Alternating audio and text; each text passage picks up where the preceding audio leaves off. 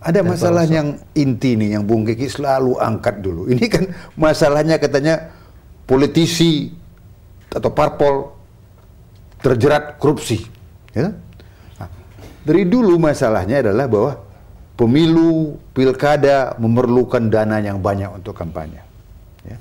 Partai politik tidak mempunyai sumber mandiri.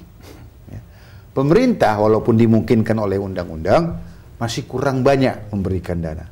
Bung Kiki sebagai sosial demokrat dulu sudah pernah mengatakan berapa belas tahun yang lalu bahwa pemerintah lah sebaiknya yang menyediakan dana. Bagaimana keadaan itu sekarang, Bung Kiki? Untuk sebagian betul pemecahan sesaat ya, tapi saya ingin sedikit ambil perspektif ya. Mungkin sebagai satu pemikiran bandingan.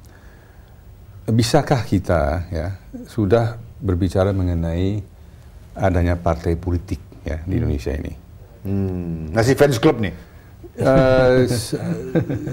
Mungkin penggambarannya statusnya masih ormas. Ormas, ya. Yang berbaju partai politik. Yang berbaju partai politik. Iya. Oh. Coba ya. Gimana tuh menjelaskannya? Sumber daya untuk merayakan hari ulang tahun suatu partai jauh lebih besar dibandingkan dengan upaya untuk membahas RUU di parlemen. HUT itu lebih penting daripada kebijakan. Ini perilaku ormas.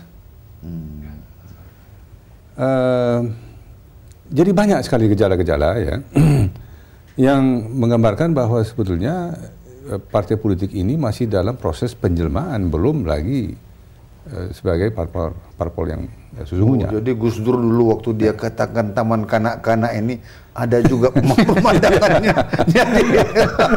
Dan itu ini dimengerti oleh bahasa ormas kan, oleh para ormas. Maka ketawa semua. Nah, yang kedua ya, ini memang ini mungkin karena sudah hampir kepada putus asa. Ini kalau mau kita lihat gejala money politics, ya. Lalu untuk sebagian pemecahannya adalah pemerintah harus membiayai sebagian dari keperluan dana partai politik. Tapi ada satu siklus yang mungkin satu ketika bisa menjadi positif, sesuatu yang negatif bisa jadi positif. Bilanglah money politics digunakan dalam satu proses pilkada, seseorang menang. Untuk bisa mempertahankan posisinya secara politik, maka dia akan mengeluarkan aturan-aturan sedemikian rupa membatasi kemungkinan kebocoran uang bagi orang lain untuk digunakan dalam proses pilkada yang berikut. Tapi dia masih melunasi utang dia lagi tuh, Bung. Ya, itu soal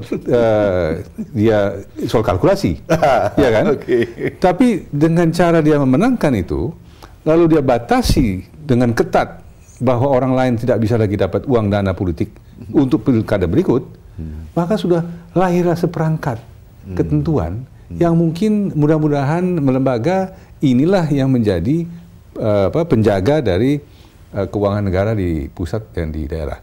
Ini sudah mungkin penggambaran yang sudah sampai batas tertentu ya, tetapi saya tidak lihat kecuali bahwa kalau kita ingin tertib, maka kita harus mulai dengan disiplin ya yang mungkin tidak terbiasa kita sebagai bangsa. Ini menarik, Prof. Beliau ini lagi mengambil sisi positif dari satu gejala yang namanya pulling up the ladder. Kalau di kapal itu sudah kita naik ke kapal, kita tarik ini tangganya supaya orang lain jangan ikut naik. Gimana, Prof? Lihat ada kemungkinan hal itu terjadi? Iya, memang demikian kelihatannya. Jadi saya melanjutkan apa yang sudah dikemukakan Bang Kiki itu memang komitmen dan kepedulian pimpinan partai politik kita untuk menginvestasi partai politik sebagai bagian masa depan itu sangat-sangat minim. Sebagai contoh, aktivitas atau pendanaan untuk mendukung kaderisasi misalnya, seleksi kepemimpinan untuk menghasilkan yang terbaik itu hampir tidak kelihatan, tidak kelihatan. Sehingga tidak ada peluang atau belum tampak adanya peluang munculnya kepemimpinan melalui partai politik. Yang muncul kemudian adalah yang ya mungkin loncat pagar dan lain sebagainya. Sesuatu yang tiba-tiba. Padahal pemimpin bisa juga dibangun dari bawah, bisa dibentuk.